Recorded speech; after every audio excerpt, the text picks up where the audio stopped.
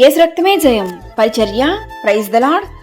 September 2వ తేదీ 2024. ఈరోజు దేవుని వాక్యము, యెహోవా నిన్ను ఆశీర్వదించి నిన్ను కాపాడును గాక. సంఖ్యాకాండము 6వ అధ్యాయం 24వ వాక్యము.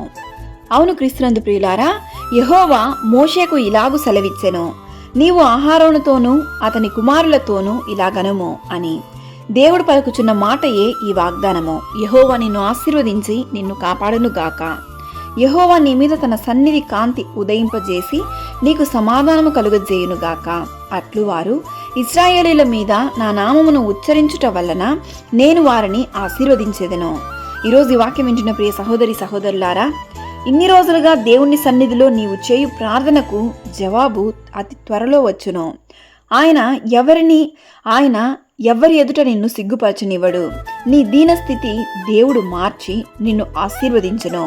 ఏ మనుషుల ఎదుట నీవు అవమానింపబడ్డావో, నిందింపబడ్డావో వారి ఎదుటనే దేవుడు నిన్ను దీవించును. మన జీవితంలో మనకేం జరుగుతుందో, ఏ అపాయం వస్తుందో, ఏ ప్రమాదాలు వస్తాయో మనకు తెలియదు.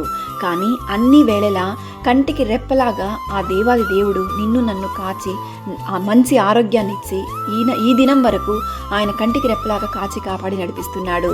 అందుని బట్టి దేవునికి మనం జీవితాంతం కృతజ్ఞతలు చెల్లించిన చాలదు. కావున యెహోవా ఆశీర్వాదము, ఆయన యొక్క రక్షణ, ఆయన యొక్క కాపుదల ఎల్లవేళలా మనందరికీ తోడైండును గాక. ఆమేన్. God bless you.